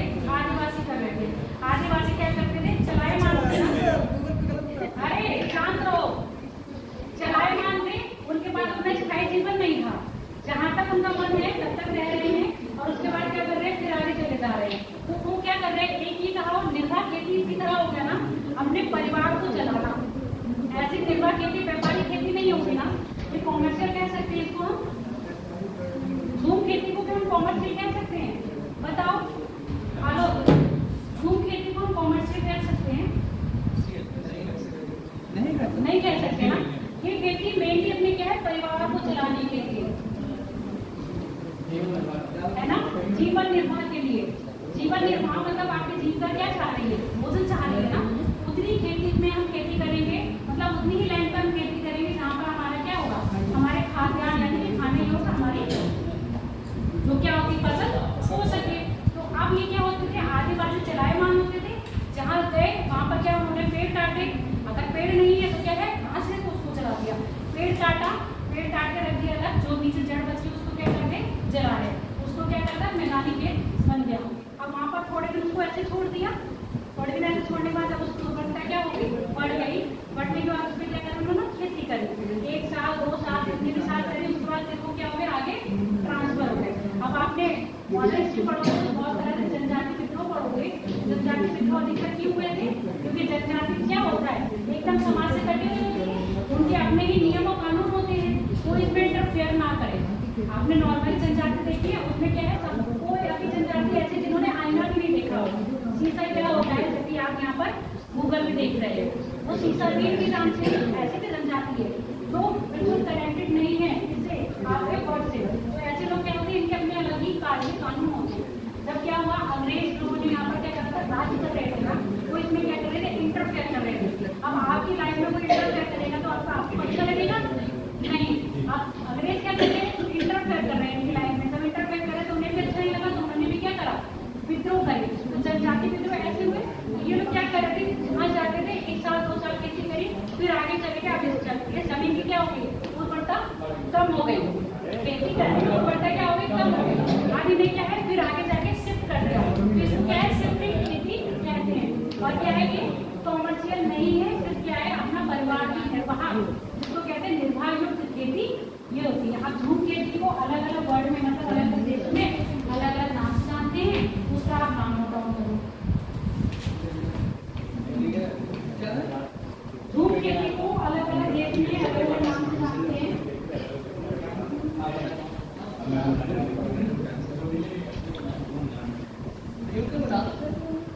क्या हो गया, देखो एक तरफ नाम लिख लेना बेटा, एक तरफ क्षेत्र लिख लेना। लदान, लदान, लदान इंडोनेशिया और मलेशिया है। हेडिंग ये डालना, झूम खेती के विश्व में अलग अलग नाम। लदान, एक तरफ नाम लिखो खेती का, मतलब झूम खेती का नाम है, और एक तरफ देश के नाम है। लदान, इंडोनेशिया और मलेशिया, मिल्पा, हाँ एक मिनट रुकिए बेटा, एक मिनट कहना, सेकंड बोल दो। इंडोनेशिया और मलेशिया में लदान कह रहे हैं। मिल्पा, मध्य अमेरिका और मैक्सिको मिल्पा, माँ अदलावा का। और ये मैच द फॉलोइंग में आते नहीं वाले क्वेश्चन। मिल्पा मध्य अमेरिका और मैक्सिको। मध्य अमेरिका को लैटिन अमेरिका भी कहते हैं, कभी कभी लैटिन अमेरिका दे देगा तो कंफ्यूज मत होइएगा। रोका ब्राजील, रोका ब्राजील, रोका ब्राजील, रोका रोका रोक दो, रोका ब्राजील। झूम खेती north east India, north east उत्तर पूर्वी भारत, हाँ नॉर्थ ईस्ट उत्तर पूर्व भारत, उत्तर पूर्वी भारत लिख लो, नॉर्थ ईस्ट लिखा दो। अगला लिख लो, कोलुम्बो, कोलुम्बो, कोलुम्बो, हाँ वेनेजुएला, वेनेजुएला,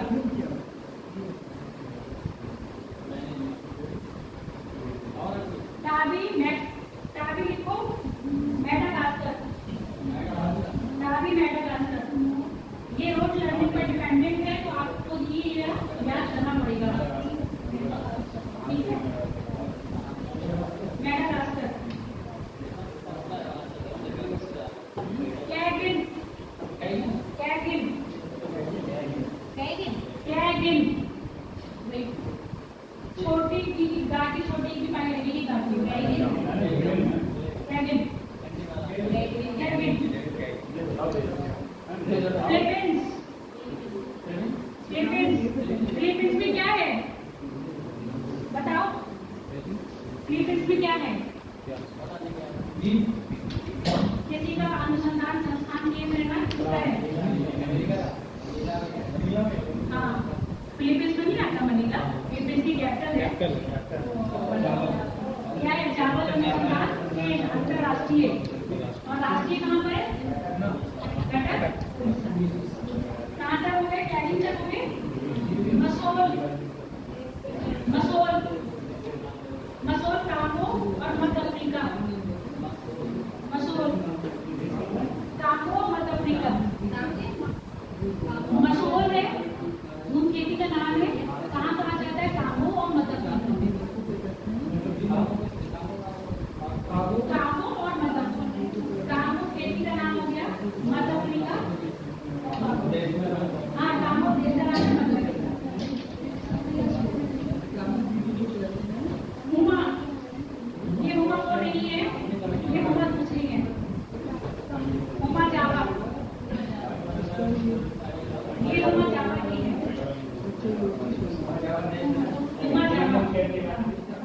नाम क्या बता दी?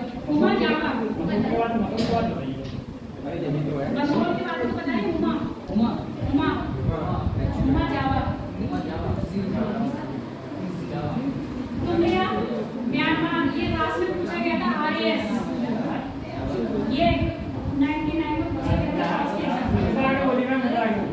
बहुत गलत मजा आप लोग चले जाते हैं। उमा लिख दिया जावा। अब लिखो तुम गया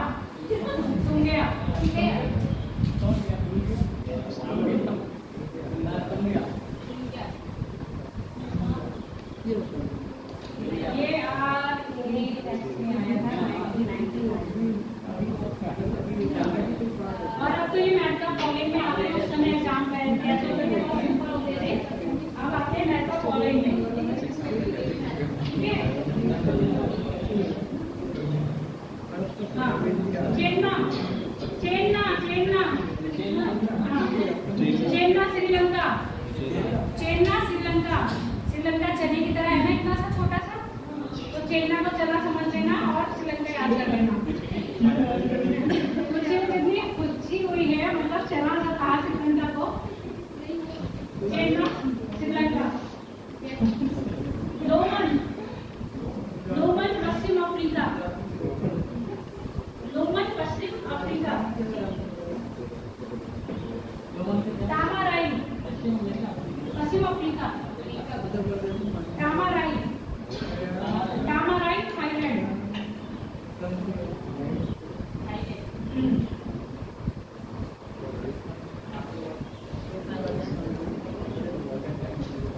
बेबार और दरियार अब इंडिया के हैं। अब यहाँ इंडिया को एग्रीकल्चर बड़ा होता है कितने हो गए? बहुत है ना, तो बहुत है। PDF में डाल दोगे तुम लोग पढ़ते रहेंगे, मुझे पता है। चलो आगे कैसे लिख लो?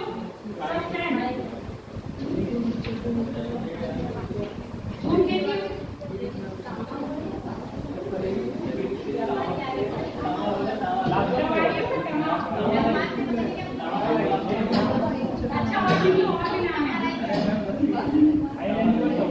लिख लो लाइक और जो रे रे रे रे वियतनाम। वियतनाम तथा लाओस। वियतनाम तथा लाओस। शादी शादी माला काशी। माला काशी। शादी माला काशी। बरबेका बरबेका। कोनूल कोनूल मैक्सिको। दुजुना दुजुना सुमात्रा। दुजुना सुमात्रा।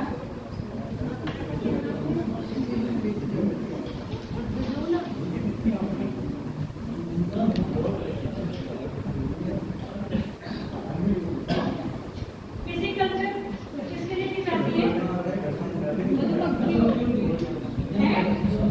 फिजिकल्चर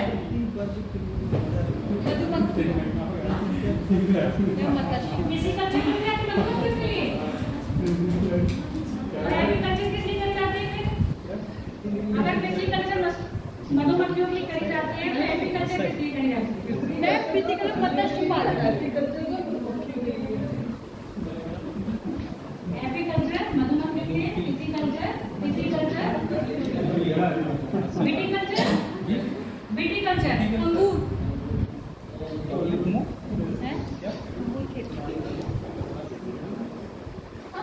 वर्मिकल्चर। चलो अभी लिख लो। ये जो मालूम है, ये जो मालूम है,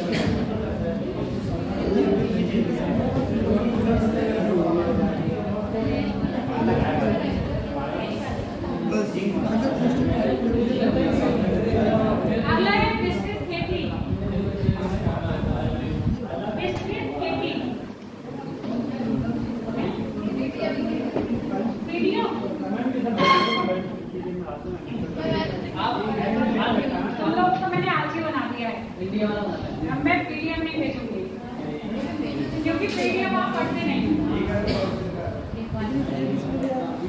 लिखोगे तो कम से कम वैसे भी बात करते हो। आज मैं थोड़े से क्वेश्चन भी दूंगी अभी करने के लिए जो लास्ट पढ़ाया है ना उसके अभी नहीं अभी यही पूछूंगी मैंने पौने 11 क्लास स्टार्ट करी है विस्तृत खेती मुझे इससे समझ में आ रहा होगा विस्तृत क्या नहीं फैला हुआ होगा हाँ बताओ विस्तृत खेती क्या होगी चारों कहाँ फैली होगी बताओ विस्तृत खेती एक्सटेंसिव अब के जमाने में विस्तृत खेती हो रही है क्या नहीं है बताओ जाके नहीं हो रही है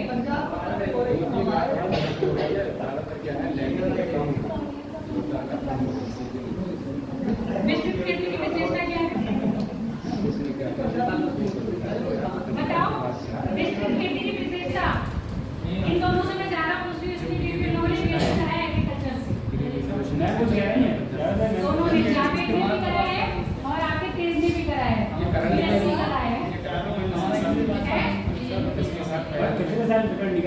बताओ बेटा खेती का मतलब क्या है कैरेक्टरिस्टिक्स क्या है इसकी मेन बात है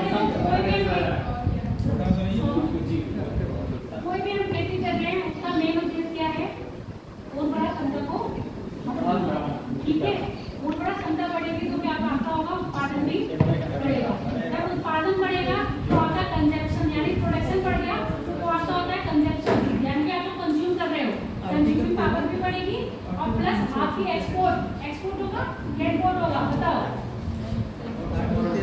जब उत्पादन अधिक होगा तो आप एक्सपोर्ट करोगे इम्पोर्ट करोगे इम्पोर्ट कब करोगे जब उत्पादन कम होगा तो आपको एक्सपोर्ट करने में फायदा होगा या इम्पोर्ट करने में अब ये बताओ भारत कुछ एक्सपोर्ट करता है या नहीं क्या करता है क्या करता है नहीं करता है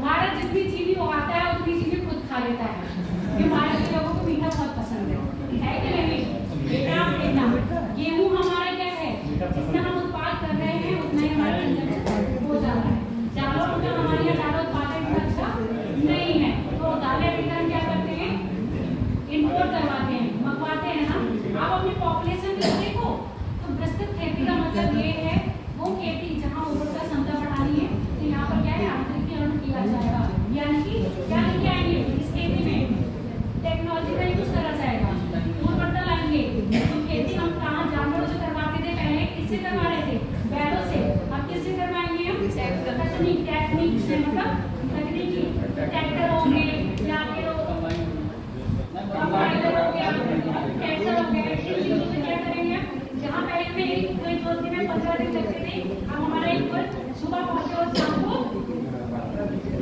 15-20 मिनट मुश्किल से लगते हैं तो क्या हो गया इससे टाइम की बचत हुई तो किसी खेती की मुख्य विशेषता ये है जहाँ पर हम किसका यूज कर रहे हैं टेक्नोलॉजी का यूज कर रहे हैं इसके बाद हमारी एक खेती आ रही है दूसरी नाम लिखते जाओ अगर हमारे में वीडियो भेज दूंगी बागवानी कृषि फार्मिंग प्लांटेशन हाँ प्लांटेशन कल्टीवेशन बागानी खेती कौन कौन सी हो सकती है बताओ बगाती यानी कि बगानी बागवानी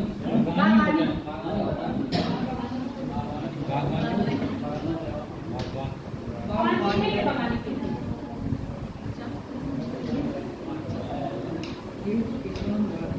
आलू बताओ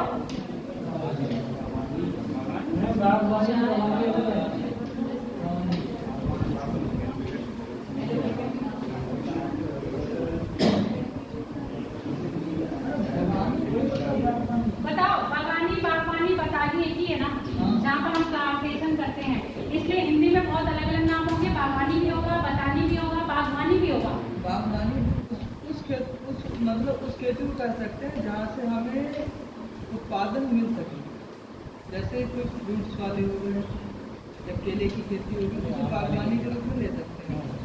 जो मोस्टली हमारे होंगे फल से रिलेटेड होंगे, ठीक है। चाय की खेती, कॉफी की खेती, कोको की खेती इसमें आ जाएगी या नहीं? आ जाएगी ना। चाय, कॉफी और कोको, तो इसको हम एक तरह से ये कहते हैं कॉमर्शियल खेती होगी कि नहीं? ये खेती कॉमर्शियल हो सकती है या नहीं? होती है या हो है? होती है, पर पता क्या है क्वेश्चन मार्क है क्या है आप? बिल्कुल 4 ग्राम, इसके आगे कुछ नहीं है। क्वेश्चन मार्क के आगे क्या होती है? हो भी सकती है और नहीं भी। यानी कि आपका यहाँ पर मामला कैसा है? 50%। तो यहाँ पर आपका मामला क्या है? 100%। अब मैं यहाँ कह रही हूँ जितनी भी फल आप किसके लिए कॉमर्शियल है, चाय कॉमर्शियल है, कॉफी कॉमर्शियल है और ये क्या कोको भी कॉमर्शियल है। अब ये बताओ फल की खेती और किसी से रिलेटेड हो सकती है क्या? फल की खेती को हम कॉमर्शियल बोल रहे हैं। यहाँ पर मैं कॉमर्शियल खेती भी यहाँ पर ही आपको बता दूंगी। फल की खेती हमारी कॉमर्शियल हो सकती है, ये तो आपने बताया था। कि हम फल को उत्पादन कर रहे हैं, वो स्टोरेज के लिए नहीं कर रहे हैं, क्या कर रहे हैं? सेल आउट करने के लिए कर रहे हैं। भारत क्या एक्सपोर्ट करता है फल में, और फल में अगर एक्सपोर्ट कर रहा है तो कौन सा फल एक्सपोर्ट करता है? आम। भारत क्या करता है? आम एक्सपोर्ट कर रहा है। अब ये मुझे बताओ फल और किसी कॉमर्शियल में आ सकता है? इंडस्ट्री के लिए फल कैसा हो गया? रॉ मटेरियल हो गया, फिनिश्ड गुड हो गया।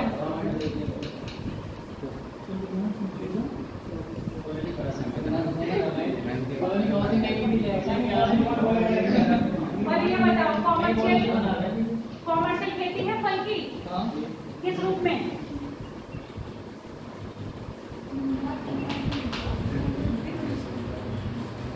कॉमर्शियल इसलिए क्योंकि इसका उत्पादन लार्ज सोर्स होता है, यहाँ से इनकम जनरेट होती है, इसलिए ये तुमने ऐसे देख लिया, ये रॉ मटेरियल भी हो गया फल और फिनिश गुड भी हो गया। अगर हम इसको डायरेक्टली ऐसे क्या कर रहे हैं? कंज्यूम कर रहे हैं, तो ये क्या है? फिनिश गुड है, हमने लिया और खा लिया। अगर हम इसे किसी इंडस्ट्री में दे रहे हैं तो ये क्या होगा? रॉ मटेरियल होगा। अब इंडस्ट्री इसका क्या कर सकती है? आगे प्रोसेस करेगी, प्रोसेस करके क्या बनाएंगी? आप जूसेस पी रहे हो, दूध पी रहे हो और क्या पीते हैं? वाइन पी रहे हो, बियर पी रहे हो।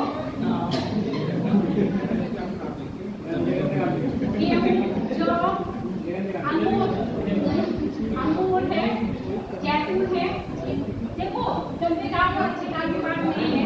मैं यहाँ कह रही हूँ, मैं टॉपिक की बात कर रही हूँ। कॉमर्शियल खेती आप किस किस की कर सकते हो?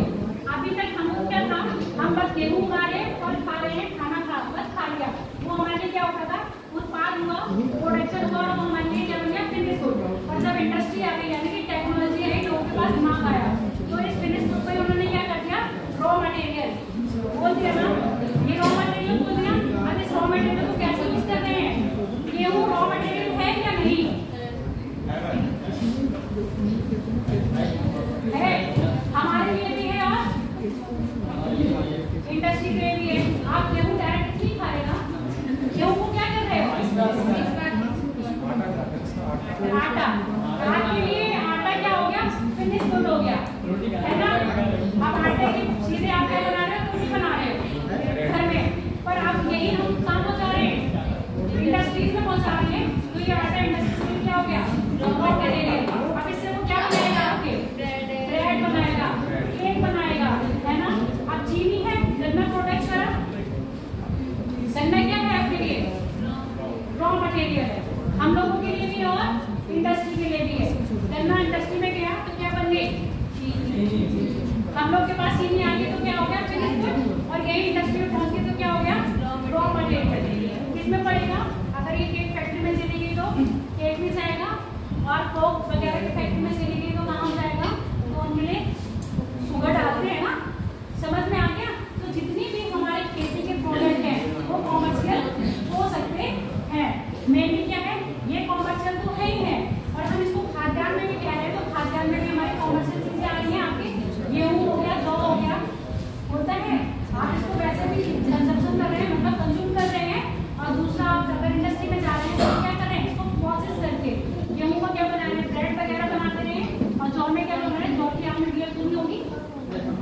बियर बनती है लॉ से, है ना?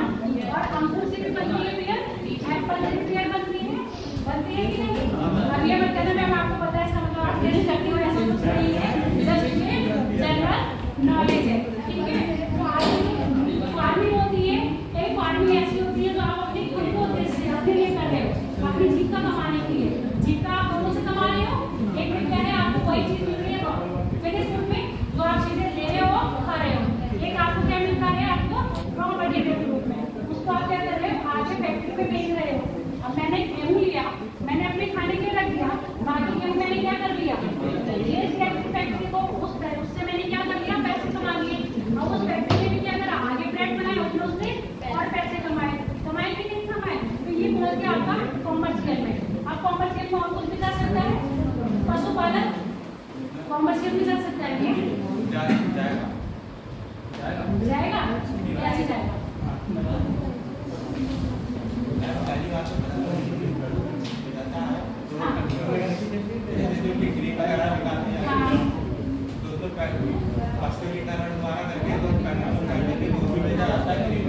देखो जितनी भी हम कृषि, आप सुन लो मेरी बात, जितनी भी हम पशुओं को पालते हैं वो भी क्या है, कॉमर्शियल फार्मिंग है। आदमी क्या है, बहुत मतलबी है, जहाँ उसे क्या मिलता है मतलब, वो क्या है किसी भी चीज का खून निचोड़ लेगा, है ना? तो क्या है, पहले क्या जानवर आपको लगाई क्या है फायदेमंद है।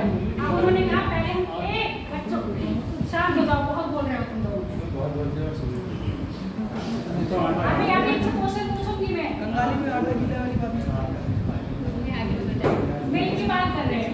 पहले क्या होता था, घर घर दूधिया होते थे, गाय या भैंस जो भी है दुग्ध उत्पादन यानी कि दुग्ध वाले जो पशु होते थे उनसे क्या करते थे, दूध दिया और डेयरी, ये सब चीजें नहीं होती थी। अब क्या है, थोड़ा सा बनिया दिमाग आ गया, बनिया दिमाग यानी कि बिजनेसमैन का दिमाग इसमें इंक्लूड हो गया। अब उन्होंने क्या कहा, अब हम बात करते हैं कॉमर्शियल की। अब आपके पास दूध है, इतना दूध हो रहा है कि आप पहले क्या कर रहे हो, अब घरों में दूध नहीं दिखता, अब आप गाँव में भी जाइए ना तो उनके अंदर दही मठा कुछ नहीं मिलेगा, क्या कहेंगे शहरों की तरफ उनका भी साफ हो गया है, सबको क्या हो गया है, पैसे कमाने की लत लग गई है। पहले अगर गाय दूध दे रही है, भैंस दूध दे रही थी तो आप क्या करते थे, जितना अपना लिया अपने बच्चों के लिए रखा, थोड़ा दही जमाने के लिए रख दिया, थोड़ा मठा बनाने के लिए रख दिया, रखते थे, और बाकी जो बच रहा है उसको बेच देते थे, पनीर बना लेते थे। अब तो इतना हो गया है, जितना दूध बच रहा है आप अपने घर में चाहे हो या ना हो 1 लीटर रख लो, बस पूरा दिन हम इसके साथ चला देंगे, बाकी का करो सेल आउट कर दो। और फिर फैक्ट्री में चला गया। अब ये पैकेट दूध होता है, इसको क्या करते हैं, प्रिजर्व करा जाता है ना, ताजा दूध तो नहीं होता है, जैसे सुबह मिला भी इसको क्या करते हैं, प्रिजर्व करते हैं, प्रिजर्व करें। अब ये मिल्क उन्होंने क्या बना दिया, घी, पहले हम घी घर में मिलता था, अब हम घी लेते हैं, अमूल का घी लेते हैं, और किस तरह के पतंजलि का घी लेते हैं, ठीक है, और रामदेव का घी लेते हैं। अब ये क्या हो गई है, पहले हम अपने घर में बनाते थे, अब हम कंपनियों से ले रहे हैं। फिर अब हमारा आ गया, इनके बाद हमारा आ गया दूध मठा। अब हम सब क्या ले रहे हैं, अमूल का भैया छाछ दे दीजिए, अमूल का मठा ले दीजिए। अब क्या है, ये चीज हम पहले अपने घर में बना रहे थे, हम क्या कर रहे हैं, इसको बाहर से खरीद रहे हैं। फिर मक्खन हमारा तो शुद्ध मिलता था भाई, अब हमको क्या है, सॉल्टेड मक्खन चाहिए होता है, चलो अमूल का है ना, तो क्या है मक्खन, ये सब चीजें क्या बन गई, इंडस्ट्री में आ गई ना, तो यहाँ से क्या बना, व्यापार। अब यहाँ से जब व्यापार कोई भी, एक मिनट सुन लो, कोई भी इंडस्ट्री लगी, अभी हम क्या कर रहे थे, अच्छा भी है बुरा भी है। अब इसमें अच्छा क्या हुआ, पहली बार जो दूध क्या हो रहा था, आप दूध इस्तेमाल कर रहे थे, कई बार होता था दूध फट जा रहा है, खराब हो जा रहा है, उसको फेंक देते थे नॉर्मली। मैं अपने एक्सपीरियंस बताती हूँ, जैसे हम लोगों के यहाँ शहर में ना मठा मिलता है ना दही मिलता है, गाँव में ये चीज़ें बहुत ज़्यादा होती हैं। तो हम अपने मौसी के यहाँ गए थे, तो उन्होंने कहा सुबह मक्खन जमाया, शाम खट्टा हो गया, उन्होंने क्या करा, बोली कि भैंस को डाल दो। मैं कहा हाय मम्मी, सारा मक्खन भैंस को डाल दी थी, हमारे यहाँ नहीं डालते हैं, क्यों, हम लोगों को जानवर को नहीं मिलता है, गाँव में ये चीज़ें क्या है बहुत ज़्यादा क्वान्टिटी में होती है, तो जब गाय या भैंस की खानी करते हैं तो उससे मुझ में डाल देते हैं कि नहीं डाल देते हैं। तो यही चीज़ यहाँ पर बात करी गई है, वो चीज़ क्या होती है, वेस्ट हो रहा था ना, हमने वो चीज़ बनाई वेस्ट हो गया। ये चीज़ क्या कर रहे हैं, किसी फैक्ट्री में चली गई, जब वो फैक्ट्री में चली गई तो इसमें क्या हो गया, चार बार बड़ा जो अनएम्प्लॉयमेंट था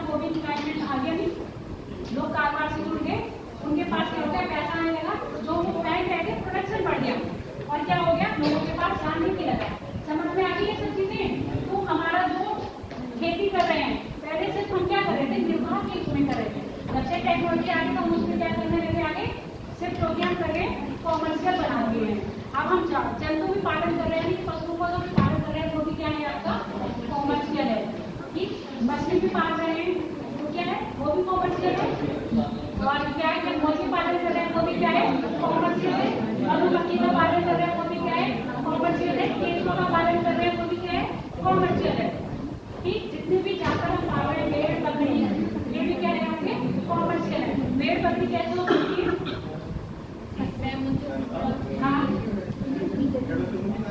हाँ भेड़ों से दूध निकाली जाती है, मछलियों का भी दूध निकाला जाता है। और क्या उनके भेड़ों से क्या बनाई जाती है,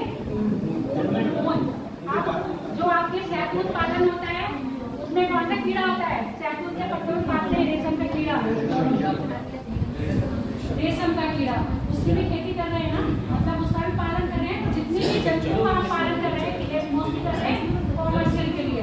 ये तो खेती हो गई हमारी, वो भी क्या हो गई कॉमर्शियल हो गई। भारत की सबसे बड़ी नकदी फसल कौन सी है, भारत की सबसे बड़ी नकदी फसल गन्ना।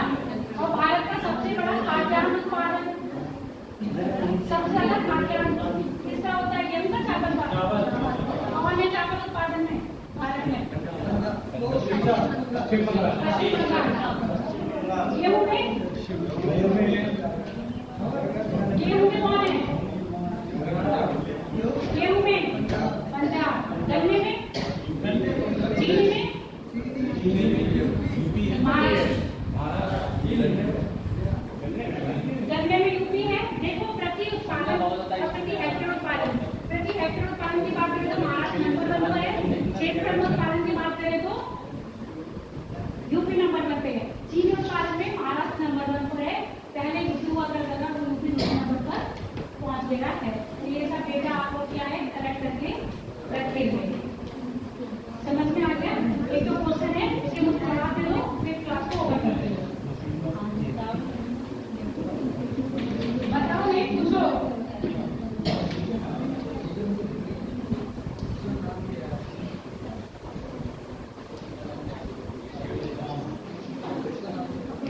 अच्छा छोटे छोटे पूछिए, बड़े बड़े पूछो। बैठो बेटा, सुन लो मेरी बात, क्वेश्चन को ध्यान से सुनना। पृथ्वी पर जो सूर्य की किरणें आती हैं, ठीक है, उनको सबसे ज्यादा परावर्तन कौन करता है, यानी कि रिफ्लेक्ट कौन करता है।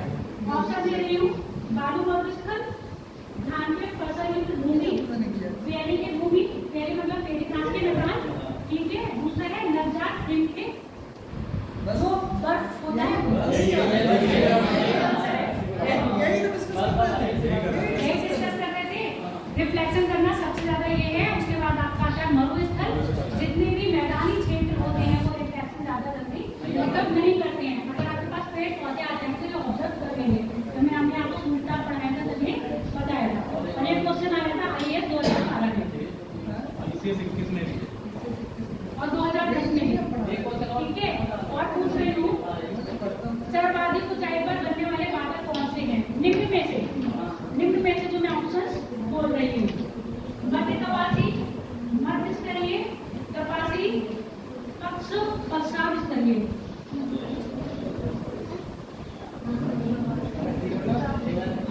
पश्चात स्तरीय, अच्छा ठीक है। सबसे ऊंचाई पर पश्चात पाए जाते हैं, मतलब साइरस, उसके बाद साइरस पाए जाते हैं, उसके बाद आपके कपासिए, ठीक है। और फिर कपासी निम्बस, जो आपको से बादल वाले वर्षा वाले शौक। आगे बात करते हैं, ये देखो, इसको ध्यान से सुनना। पहले क्वेश्चन सुन लो, उत्तरी जो पढ़ाया है सिर्फ उसमें से पूछ लो, उससे ज्यादा अलग से नहीं पूछ रही हूँ। वो भी आपका जलवायु क्लाइमेट कंप्लीट हुआ है। ये IAS 2011 में पूछा गया है। उत्तरी गोलार्ध की तुलना में दक्षिण गोलार्ध में पश्चिम पवन अधिक सतत, मतलब अधिक कैसे सख्त रहती हैं और स्थायी रहती हैं। कारण क्या है, नंबर 1, उत्तरी गोलार्ध की तुलना में दक्षिण गोलार्ध में भूखंड अधिक है, मतलब कम है। उत्तरी गोलार्ध की तुलना में दक्षिण गोलार्ध में भूखंड क्या है, कम है। दूसरा है, उत्तरी गोलार्ध की तुलना में दक्षिण गोलार्ध में कोरियोलिस बल अधिक होता है। ऑप्शन है केवल एक, केवल दो, एक दो दोनों सही ना, एक सही ना दो सही। कहने का मतलब कोई आंसर है, पहला सही है, कोई आने दो तो सारा एक सा काम करेगा ना।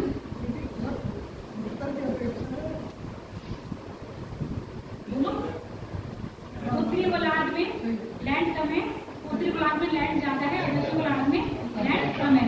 इसलिए क्या है, पवन का वो वेग क्या रहेगा, कम रहेगा, जबकि दक्षिण गोलार्ध में पवन को क्या है, अवरोध करने वाली कोई चीज नहीं मिलेगी। समझ में आ गया क्वेश्चन? अगला क्वेश्चन देखो, गरजती 40, प्रचंड 50, जीवता 60, शाखा जीवता 60, ये क्या है, सीधे सीधे आपकी क्या है, अक्षांश से 60 मतलब 60 डिग्री पर, 50 मतलब 50 डिग्री पर, 40 मतलब 40 डिग्री अक्षांश पर। ठीक है, ये क्या है, हवाएं हैं जो चल रही हैं, इनको क्या है, नाविकों ने अपने अपने नाम से इनको क्या है, नाम दिए हैं। अब इनको नाम दिए तो ये हवाएं कौन से गोलार्ध में पाई जाती हैं, उत्तरी गोलार्ध में, दक्षिण गोलार्ध में, प्रशांत महासागर में, समुद्र में, समुद्र में।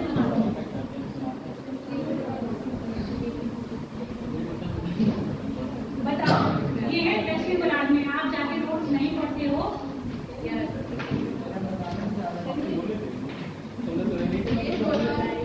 दक्षिण गोलार्ध में है। अगला सुन लो, हो जाएगी, मुझे क्वेश्चन करने में दिक्कत हो रही है।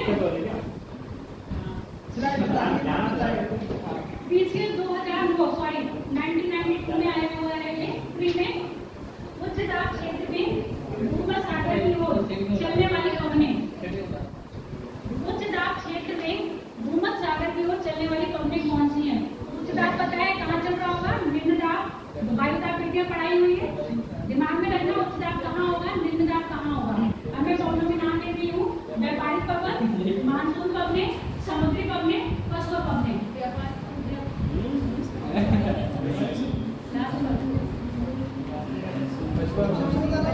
पशु पवनें कहाँ चल रही है, शीतोष्ण चल रही है, शीतोष्ण है, उच्च दाब में है। समझ में आ गया? अगला क्वेश्चन पवनों से पूछ लूं, मतलब लोकल पवन अपने आप तक रखी हो तो मैं पूछ दे रही हूँ।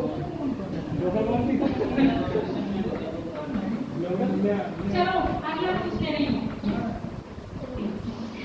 अलग अलग ऋतुओं में दिन समय, रात्रि समय, यानी कि दिन की अवधि और रात्रि की अवधि में अंतर होने का कारण क्या है?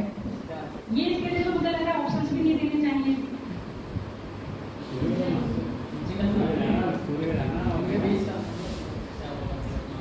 दो ऑप्शंस मुझे नहीं लगता इसके लिए देने चाहिए थे मुझे।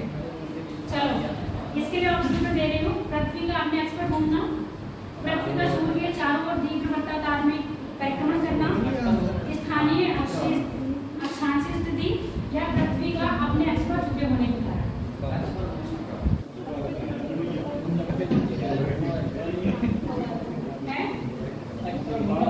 अगर क्वेश्चन के आंसर देते हो ना, इतने कॉन्फिडेंस होके दिया करो कि हाँ, मतलब कहते हैं ना, कभी भी आप गलत हो, आपने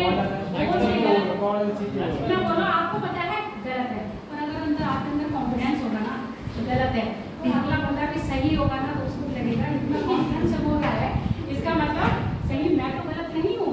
जैसे अंडा बत्ती साफ करते हैं, एकदम लगा देते हैं, आप देना चाहते है ना, और आपने क्या करा, अगर ले लेते तो और आपने नहीं अच्छा किया, आपने क्या किया सही, उस समय तो क्या होता है, दिल की धड़कन लोगों की डाउन हो जाती है, ले लेते तो शायद सही होता है ना, तो वो क्या करते हैं, तो इतना कॉन्फिडेंस होना चाहिए। जैसे अभी कितने कहा मुझे अनमोल ने आंसर दिया, इसका आंसर तो बिल्कुल सही था, बड़े कॉन्फिडेंस नहीं था।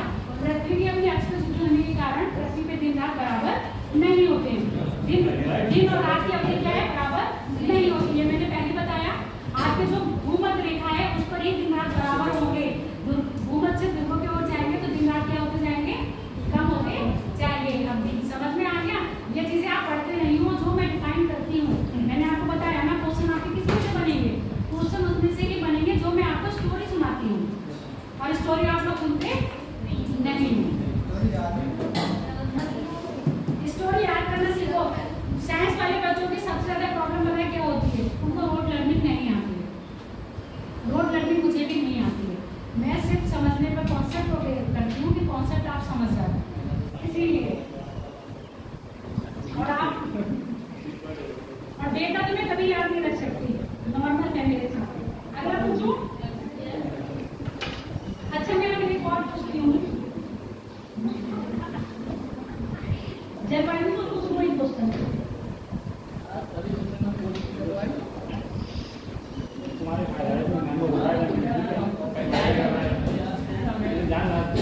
अभी जो मैंने कॉमर्स में पढ़ाया इससे पूछो कुछ, इससे पूछो, इससे नहीं पूछूंगी। अच्छा रुको, अब मेरी बात सुनो। निम्न में से कौन सी चरवासी कृषि नहीं है? चरवासी कृषि नहीं है, यानी कि शिफ्टिंग एग्रीकल्चर नहीं है। रुको, जस्ट अभी पढ़ाया है, आंसर इसका आप दे दोगे। चेरा, भूमि, मिल्पा, पेजेंडा। आंसर दे दो। चेरा, भूमि मतलब जो अभी भूमि और मिल्पा। कौन सी खेती ऐसी नहीं है? और क्या है? चौथा आंसर है पेजेंडा। कौन सी ऐसी खेती नहीं है जो क्या है आपका शिफ्टिंग खेती नहीं है? अब इसमें बताओ, चार ऑप्शन सुन लिया आपने या फिर से बोलो? चेरा, मिल्पा, भूमि, पेजेंडा। अलग अलग नाम अभी मैंने नोट डाउन करवाए हैं। भूमि खेती तो नॉर्थ ईस्ट में की थी, भारत में। आगे बताओ। चेरा श्रीलंका में थी, आपको बताते बताते मुझे याद हो गई है। मिल्पा कहाँ थी? अफ्रीका महाद्वीप में, ठीक है। पेजेंडा है क्या है? ये आपकी रोपड़ यानी कि बागवानी यानी कि बागवानी खेती कॉफी से रिलेटेड है, राज्य के क्षेत्र में करी जाती है। यूपी पीसीएस 2017 प्री में ये वाला क्वेश्चन आया। निम्न में से ऐसा उन्होंने ऐसे पूछा था, निम्न में से पेजेंडा खेती किससे रिलेटेड है या किस क्षेत्र में की जाती है? तो क्या है? कॉफी से रिलेटेड है, राज्य के क्षेत्र में की जाती है। और एग्री से रिलेटेड है तो आपकी क्या है? बागवानी यानी कि बागवानी से। ये क्वेश्चन और पूछ लो। चलो, ये आपके जलवायु से है, ये आपके जलवायु से है। अब आप ये मुझे बताओ, 5 या 10 मिनट की ऐसे क्लास ले लिया वो क्वेश्चन की? आलोक नहीं बोल रहा है। चलो प्रोजेक्टर पे देखो, आज मुझे वहाँ टाइम भी हो रहा है, मुझे जाना है ना। जब मेरा वो रहेगा ना, यहाँ की क्लास रहेगी तो मैं आपको ऐसे दिखाई दूँगी, ठीक है? अब ये क्वेश्चन सुन लो, लास्ट है, इसके बाद मुझे भी जाना है। विश्व में निम्नलिखित प्रदेशों में किसमें खट्टे रसीले फल का उत्पादन बहुत विकसित है?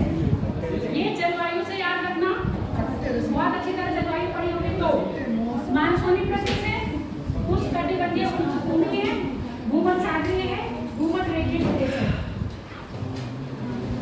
मानसूनी जलवायु का प्रदेश है, उष्णकटिबंधीय जलवायु का प्रदेश है, भूमध्यसागरीय जलवायु का प्रदेश है या भूमध्यरेखीय के प्रदेश है? बताओ। आंसर मैंने दे दिया है।